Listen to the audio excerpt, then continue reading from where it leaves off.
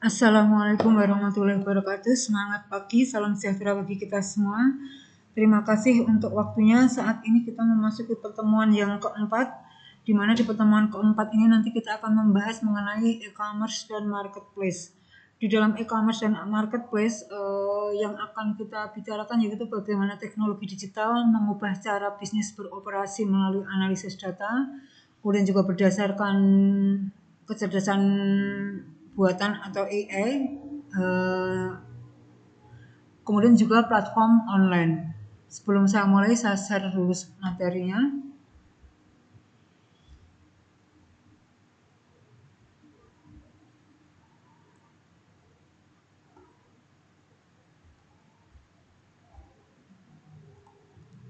E-commerce dan marketplace, transformasi bisnis di era digital. Sebagai pengantar, definisi e-commerce seperti sudah kita tahu dari awal, e-commerce itu merujuk pada proses pembelian dan penjualan produk ataupun layanan melalui internet. Kemudian bisnis proposal marketplace yaitu platform online yang menghubungkan penjual dan pembeli untuk bertransaksi. Jadi kalau e-commerce itu merupakan proses pembelian dan penjualan produk ataupun layanan melalui internet, sedangkan marketplace itu merupakan platform online atau istilahnya media yang menghubungkan antara penjual dan pembeli dalam mereka melakukan transaksi. Jenis-jenis e-commerce, ada B2C, business to consumer, yaitu penjualan produk atau layanan dari bisnis kepada konsumen. B2B, business to business, yaitu penjualan produk atau layanan antar bisnis. C2C, consumer to consumer, yaitu penjualan produk ataupun layanan antar konsumen. Ini sudah kita bahas dari awal, jenis-jenisnya banyak ya. Jadi bukan hanya 3 ini, tapi yang lebih sering digunakan oleh masyarakat hanya ketiga ini, karena ada jenisnya sangat banyak sekali. Ada B2G, kemudian G2C, O2O dan lain sebagainya. Jadi masih banyak sekali istilah jenis-jenis e-commerce yang muncul saat ini, tetapi yang lebih familiar di masyarakat hanya 3 ini, B2C, B2B dan C2C. Business to business.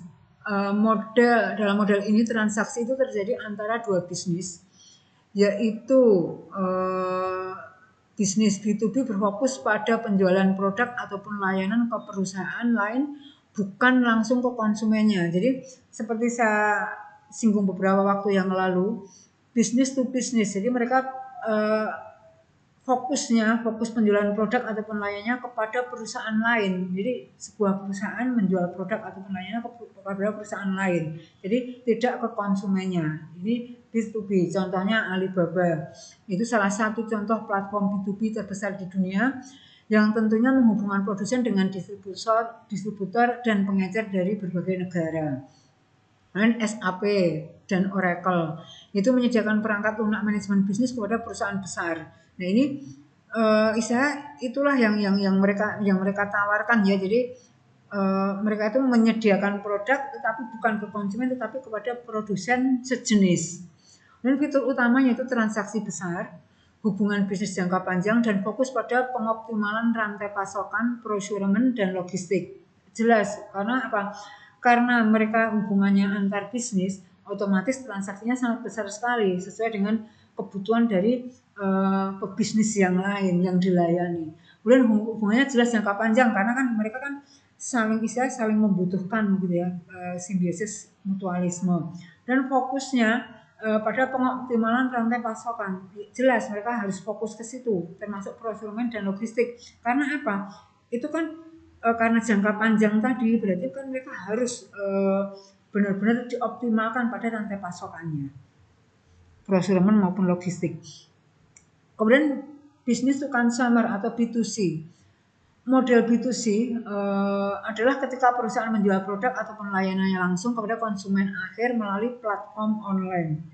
Nah ini jadi dari pebisnis kepada konsumen langsung. Contohnya apa? Amazon, Tokopedia, Shopee, Lazada, banyak sekali contoh-contoh yang bisa kita lihat di masyarakat saat ini. Dan contoh utama perusahaan B2C di mana konsumen itu dapat membeli produk secara langsung dari pengecer ataupun pemasok melalui platform e-commerce. Kemudian ada Netflix juga. Netflix itu juga menggunakan model B2C yaitu dengan menjual layanan hiburan langsung ke konsumen melalui sistem langganan. Nah, kalau kita Netflix itu saya berbagai macam film baik film baru, terbaru atau film yang sudah lama, mereka menyediakan semua itu istilah hiburan. Nah, hiburan semua itu termasuk nanti Sport TV juga itu termasuk B2C. Nah, fitur utamanya apa? Fitur utamanya itu transaksi lebih kecil daripada volume transaksi lebih kecil dalam volume yang sangat tinggi. Jadi karena mereka memang apa ya? Tujuannya langsung ke konsumer akhir memang kecil, jadi karena kan perseorangan, jadi tidak seperti B2B tadi. Kalau B2B kan dalam partai besar gitu ya, karena kalau B2C berarti mereka dalam partai kecil karena kan tujuannya kan perseorangan. Dan fokus pada pengalaman pengguna atau user experience. Nah ini pengalaman pengguna ini sangat penting sekali. Tujuannya untuk apa? Untuk mereka nanti melakukan inovasi produknya. Seandainya konsumer itu istilahnya mereka kurang berminat, otomatis kan mereka kan akan hilang. Jadi produsen atau seorang pebisnis akan mencari apa sih kekurangan kita. Tetapi seandainya nanti konsumen itu masih setia, tetapi mereka menginginkan, jadi pasti akan ada masukan yang digunakan oleh para pebisnis untuk melakukan inovasi maupun diversifikasi produk mereka.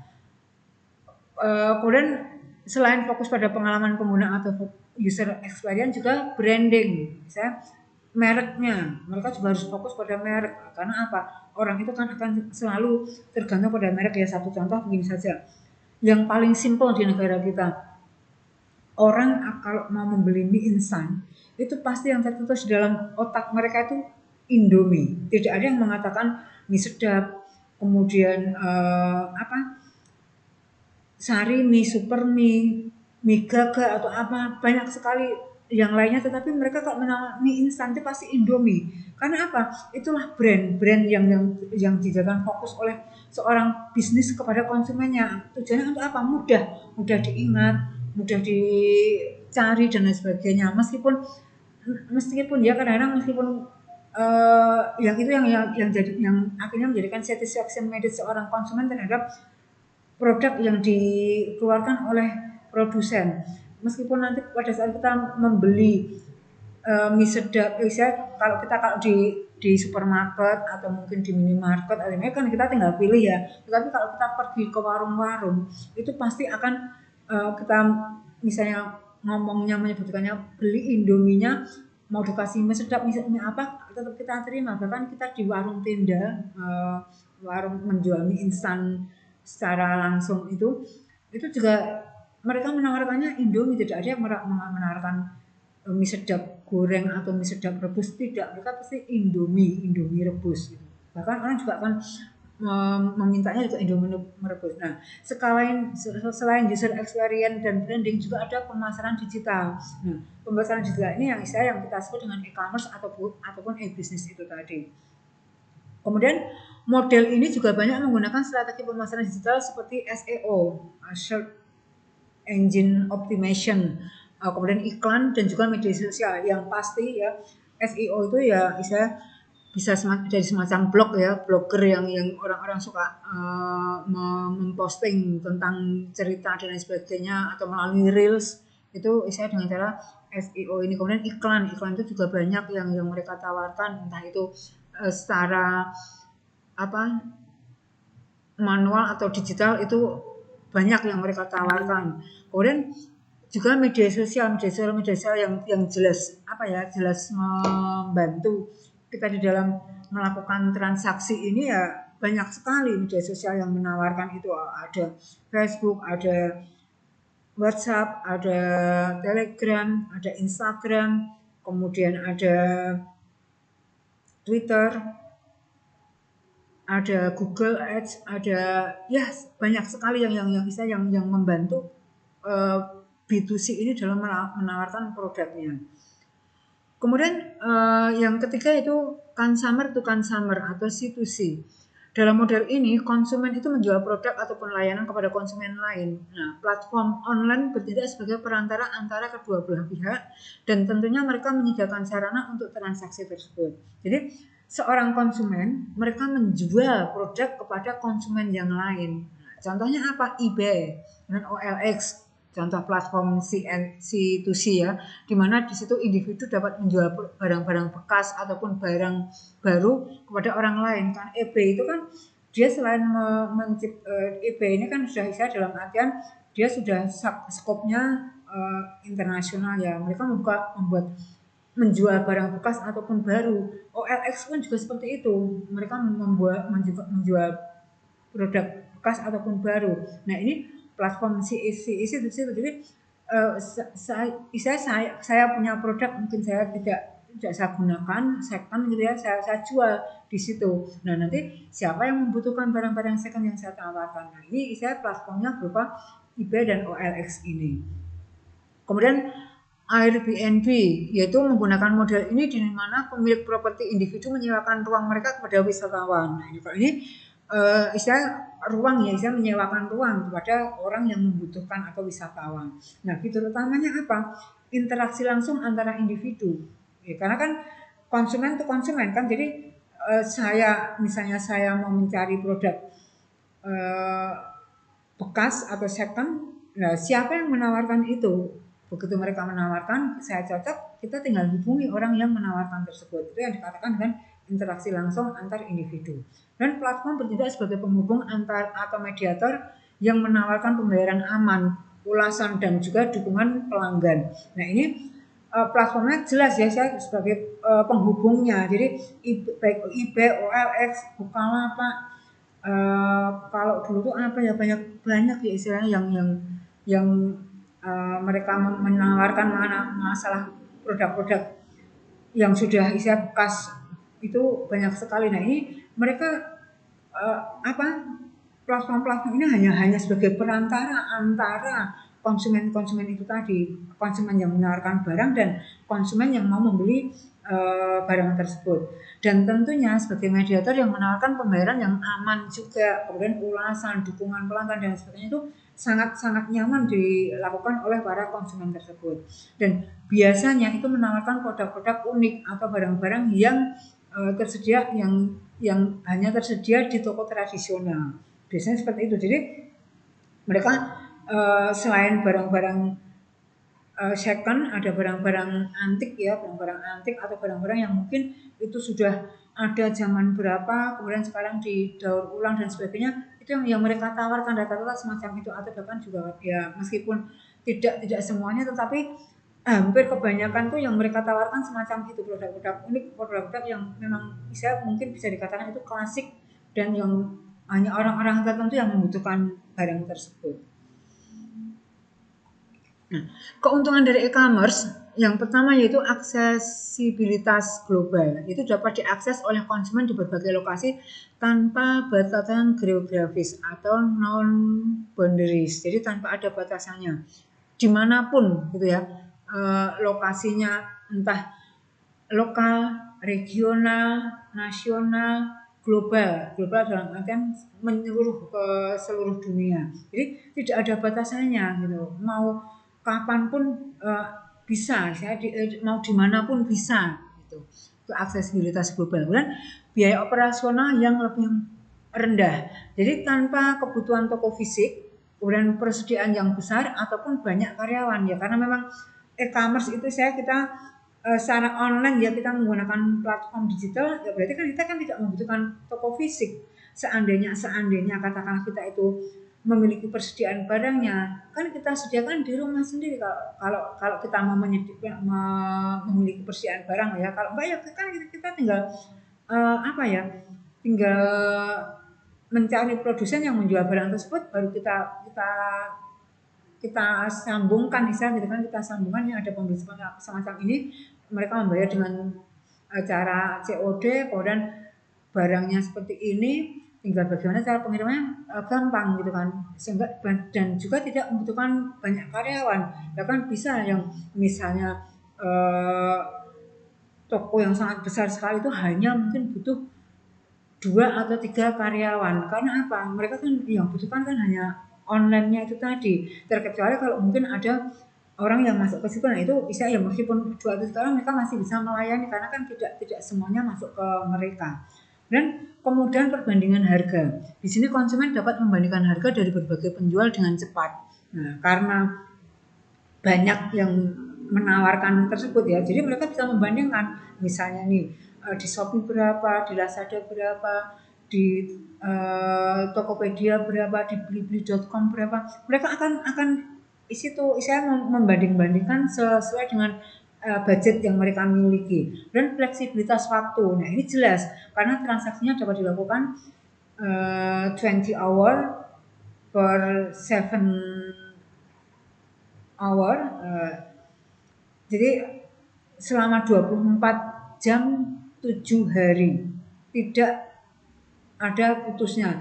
Bahkan mau jam 1, jam 2, jam berapa tetap ada, meskipun nanti mungkin kalau misalnya kita melayani orang-orang yang dari luar, mereka kan biasanya bisa menghubungi kita itu di antara jam 12 malam, mulai jam 10 malam sampai dengan pagi jam subuh gitu ya. Nah, kalau kita belum bisa merespon kan, yang penting kan situ sudah ada jejak digitalnya kalau mereka itu melakukan penawaran gitu. Nah, dan tanpa ada keterbatasan waktu 24 jam nonstop selama 7 hari.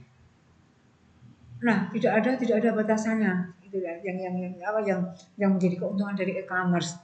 Nah, kemudian selain keuntungan, ada jenis marketplace yang melingkupi mengenai e-commerce itu tadi. Yang pertama itu horizontal, itu menawarkan berbagai kategori produk yang berbeda. Tadi misalnya Amazon itu pertama kali mereka menawarkan hanya buku, kemudian karena seiring dengan perkembangan zaman mereka menawarkan yang berbeda. Jadi ada buku, ada kuliner, ada elektronik, semua yang dibutuhkan oleh karyawan. Dan vertikal fokus pada satu industri atau kategori produk. Kalau ini general fokus, mereka melayani satu itu, kalau furniture, elektronik, tidak yang lainnya. Kemudian yang jelas jenis marketplace itu mengarah ke C2C atau customer to customer, yaitu memberikan platform bagi individu untuk menjual produk ataupun layanannya kepada konsumen lain. Keuntungan marketplace, kalau tadi keuntungan e-commerce, sekarang keuntungan marketplace. Keuntungan marketplace yaitu penjangkauan pasar yang sangat luas, itu mencapai pelanggan potensial yang sudah ada di platform. Karena kan memang tujuannya kan seperti itu ya, mereka pasarnya mau kemana, jadi sesuai dengan yang mereka petakan gitu kan, yang sudah mereka petakan di mana pelanggan yang akan mereka layani. Kemudian kredibilitas dan kepercayaan. Konsumen cenderung lebih percaya untuk bertransaksi di marketplace yang sudah terkenal dan memiliki sistem penilaian. Nah, ini kan memang ada beberapa marketplace yang memang mereka itu begitu nanti saya terjadi transaksi jual beli, mereka ada masukan dari konsumen atau mungkin kritik dan saran yang dibutuhkan oleh para pemberi platform ini tentang produk ataupun layanan yang mereka berikan. Nah, ini sehingga kredibilitas dan kepercayaan itu sangat tinggi sekali, dan konsumen akan lebih percaya dan bertransaksi melalui marketplace. Dan kemudian dalam administrasi, marketplace itu menyediakan fitur seperti pembayaran, pengiriman, dan dukungan pelanggan yang dapat diserahkan kepada platform. Jadi tidak mereka tangani sendiri, tapi bisa disampaikan kepada yang lainnya. Contohnya misalnya pengiriman, mereka bisa menggunakan JNE, bisa menggunakan pos kilat, bisa menggunakan JTE dan lain sebagainya yang sesuai dengan apa yang mereka inginkan, dan tentunya sesuai dengan pembiayaannya. Kemudian tantangan dalam e-commerce dan marketplace, selain mereka memiliki keuntungan, mereka juga memiliki tantangan. Tantangannya apa? Yaitu persaingan yang ketat, yaitu banyaknya bisnis online yang serupa yang meningkatkan persaingan di pasar digital. Karena kemudahan itu tadi ya, kemudian dalam e-commerce dan marketplace, otomatis banyak sekali orang yang bisnis sejenis itu ada di situ, sehingga mereka persaingannya akan sangat ketat sekali. Tapi tergantung kita lah nanti yang namanya orang jualan itu kan sesuai mereka ya, yang mereka tawarkan apa, mereka bagaimana cara mempromosikannya. Jadi mereka bisa lebih mudah dikenal masyarakat atau lebih disukai oleh masyarakat itu tergantung dalam mereka cara menawarkannya. Dan keamanan dan privacy, yaitu perlindungan data konsumen dan keamanan transaksi online itu harus diutamakan. Sehingga di sini harus benar-benar kita lindungi mengenai data-data konsumen kita. Dan logistik dan pengiriman, itu mengelola pengiriman barang dengan efisien dan memastikan produk itu tiba tepat waktu. Nah, ini sesuai tadi kalau kita menginginkan yang seperti apa, mau dibayar cash, kalau dibayar cash langsung dalam artian kita transfer ke perbankan itu bisa sehari sampai gitu kan. COD pun sebenarnya juga bisa sehari sampai, tergantung dari perjanjiannya. Karena kalau COD biasanya mungkin nanti ada harga tersendiri atau mungkin ada ongkir tersendiri. Jadi itu yang tantangan-tantangan yang harus apa ya, yang harus dihadapi oleh e-commerce dalam marketplace. Logistik dan pengiriman mereka kan ada yang melakukan tanpa ada biaya ongkir, ada yang menggunakan biaya ongkir, ada yang bisa COD, ada yang tidak bisa COD, itu tergantung dari mereka. Nah, ini tantangan dalam e-commerce dan marketplace.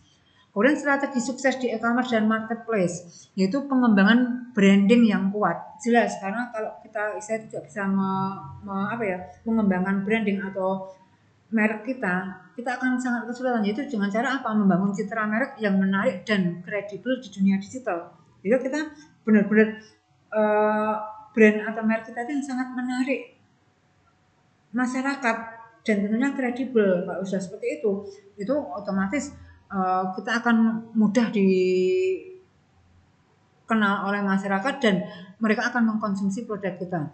Dan pemasaran digital itu memanfaatkan SEO tadi, kemudian iklan online, media sosial dalam meningkatkan exposure dan penjualannya. Kemudian yang ketiga yaitu analisa data, yaitu menggunakan data untuk memahami perilaku konsumen dan mengoptimalkan strategi penjualan. Nah, kalau kita sudah menggunakan memanfaatkan SEO dan sebagainya, saya yakin analisa data itu pasti diperhatikan oleh pemilik platform e-commerce dan marketplace ini, karena di situ kan benar-benar privasi ya mengenai data konsumen ini. Jadi mereka benar-benar data yang mereka gunakan mengenai produknya ataupun data konsumen itu benar-benar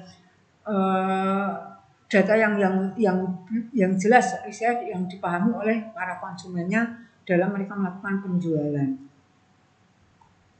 Nah, studi kasus yang ada selama ini yang sukses ya, contoh sukses dalam e-commerce dan marketplace itu Amazon, kemudian Alibaba.com, Bukalapak, Tokopedia. Ini benar-benar mereka sukses, bahkan termasuk kayak Shopee, kemudian Lazada dan lain sebagainya. Nah, dari sini kesimpulan e-commerce dan marketplace itu telah mengubah cara bisnis yang dilakukan.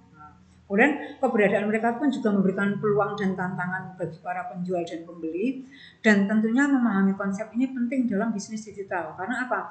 Karena e-commerce dan marketplace itu memang benar-benar yang saat ini lagi digunakan oleh masyarakat, sehingga kita harus benar-benar memahami konsep dalam artian dalam berbisnis digital yang seperti apa, kita harus paham agar apa?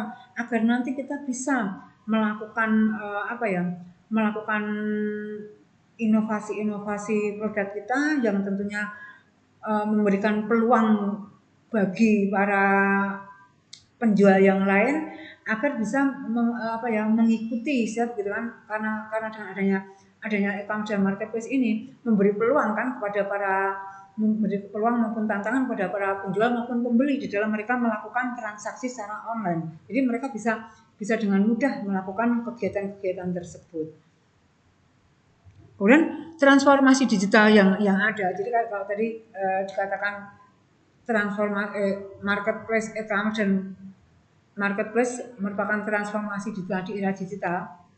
Nah, transformasi digital itu merupakan perubahan cara berkomunikasi, jadi melalui media sosial, pesan instan dan lain sebagainya, dan juga revolusi dalam pembelajaran. Nah, perubahan berkomunikasi kan kita menggunakan media sosial banyak sekali, ya, ada Facebook, ada WhatsApp, ada Telegram, ada Instagram, ada Line, ada Twitter. Nah, ini media sosialnya, pesan instan banyak sekali yang bermunculan. Revolusi dalam pembelajaran, ada e-learning, sumber daya online dan lain sebagainya. Termasuk kayak kita ini melakukan kuliah hibrid, termasuk revolusi dalam pembelajaran. Kemudian perubahan dunia kerja, remote work. Nah, kita tinggal melakukan semuanya dari rumah, tidak perlu keluar dari rumah. Kolaborasi digital di situ kita bisa lakukan. Dan dampak pada ekonomi, ada e-commerce, ada ekonomi berbagi dan lain sebagainya. Ini yang istilah transformasi digital yang nyata saat ini. Nah, faktor pendorong transformasi digital itu yang pertama itu perkembangan teknologi. Munculnya teknologi seperti internet, big data, cloud computing, kecerdasan buatan atau AI, Internet of Things atau IoT, itu memungkinkan bisnis untuk beroperasi lebih cepat dan tentunya efisien. Dan perubahan yang kedua, faktor pendorong kedua itu perubahan perilaku konsumen.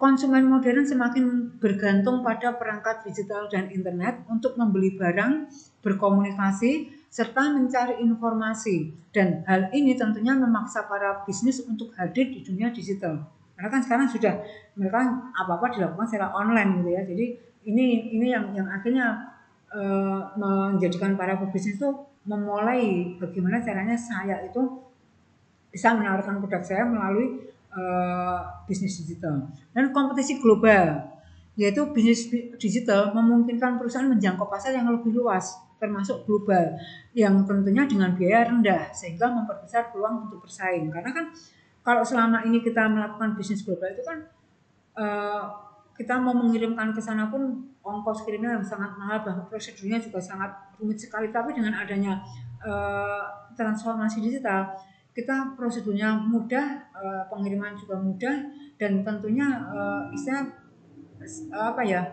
semakin canggih lah yang digunakan dengan adanya transformasi digital, sehingga kita itu tidak menembus pasar global itu sangat mudah sekali. Kalau dulu kan kita kan harus melakukan pameran ke luar negeri atau membuat blog yang sampai kita bisa kirim sampai ke luar negeri. Kalau sekarang kan tidak gitu. Kalau sekarang kita mau membuat dari rumah pun kita bisa mempromosikan sampai ke luar negeri. Dan yang keempat yaitu efisiensi operasional.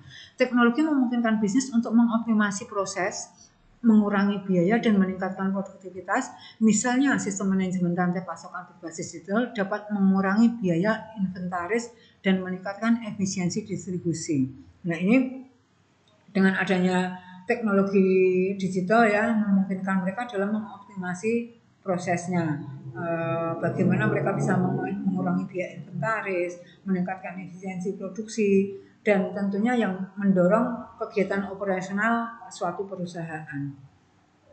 Dan langkah-langkah dalam transformasi digital yang pertama yaitu digitalisasi produk dan layanan, yaitu bisnis mengubah produk fisik menjadi produk digital atau menambahkan komponen digital ke produk fisik. Misalnya banyak media cetak yang kini menyediakan versi digital, contohnya apa? Majalah ataupun koran mereka. Jadi sekarang itu kalau kita mau membaca majalah atau koran kan kita harus beli yang berupa fisik kan gitu. Nah sekarang sudah ada versi digitalnya. Dan penggunaan platform e-commerce, bisnis tradisional mulai menjual produk mereka melalui platform e-commerce. Contohnya Tokopedia, Shopee, atau membangun toko online sendiri. Ada Toko, ada apa yang mereka ciptakan. Misalnya mereka membuka koperasi apa itu menggunakan perangkat platform e-commerce ini, dan tentunya hal ini memperluas jangkauan pelanggan ke pasar yang lebih besar tanpa adanya batasan geografis. Dan yang ketiga,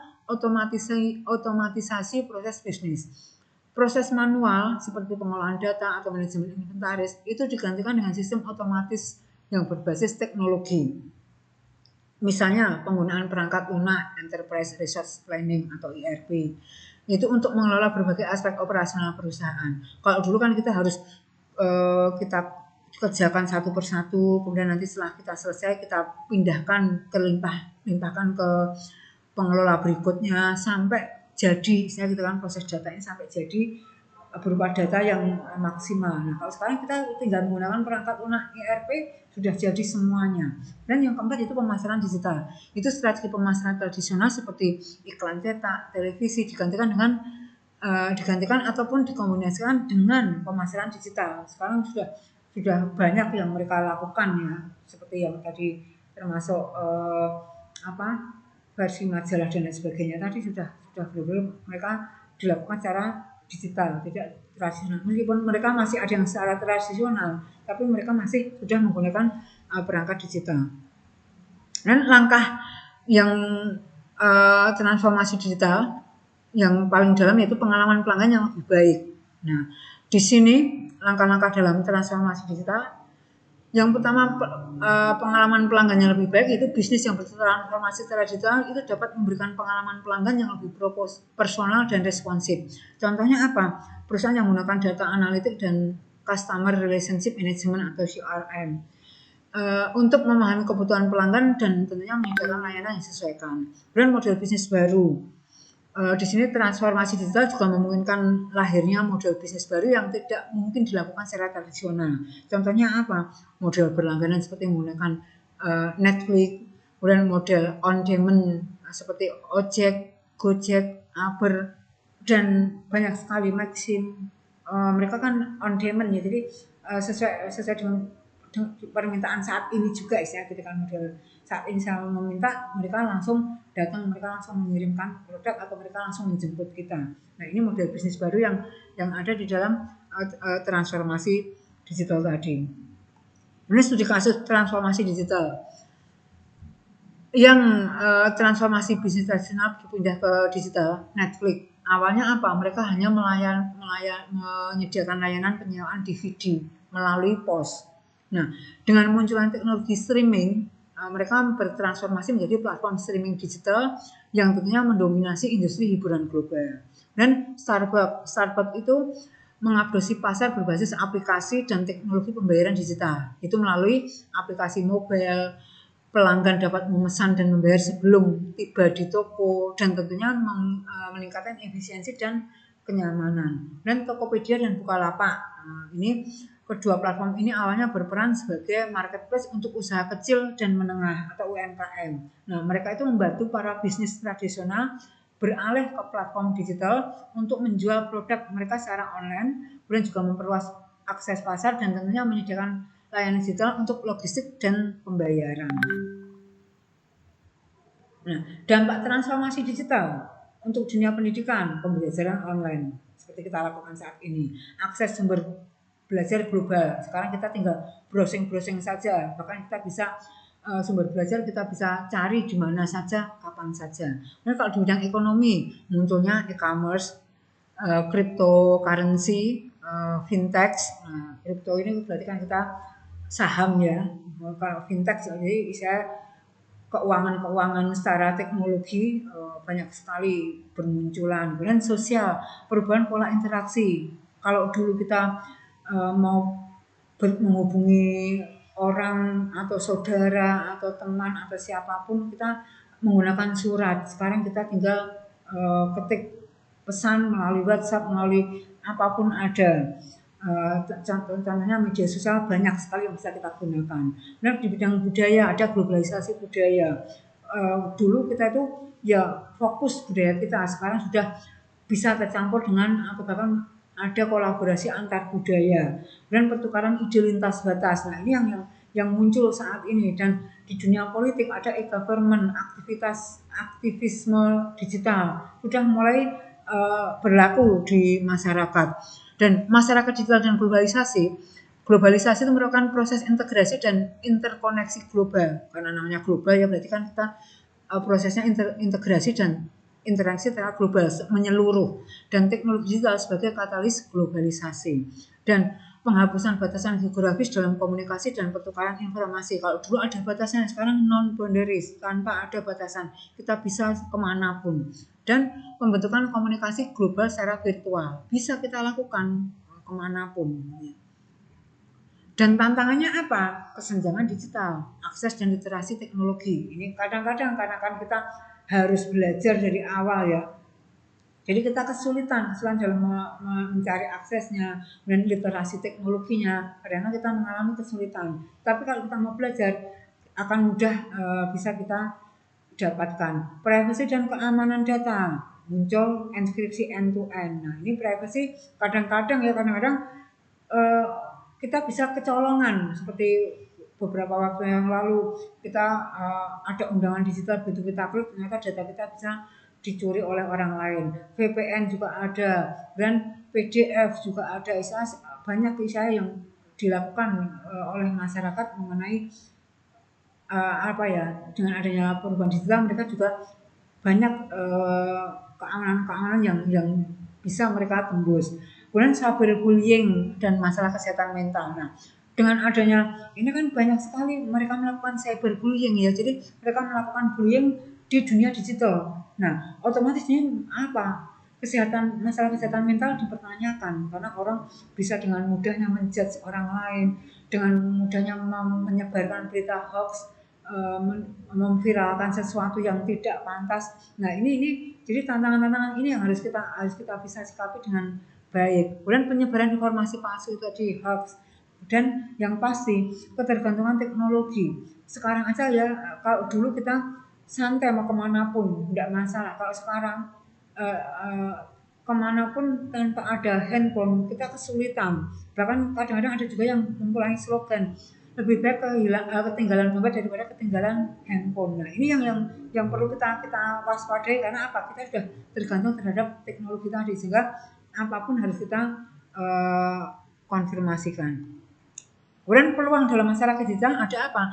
Akses informasi yang tentunya lebih luas, peningkatan efisiensi dan produktivitas, inovasi dan kreativitas dalam berbagai bidang, dan tentunya peluang bisnis dan karir baru, dan kolaborasi global yang tentunya lebih mudah. Nah ini peluangnya yang banyak sekali, aksesnya mudah, akses informasi luas, efisiensi produktivitas, karir juga mudah, dengan kolaborasi juga bisa kita lakukan dengan mudahnya. Jadi peluang-peluang ini harus bisa kita manfaatkan semaksimal mungkin.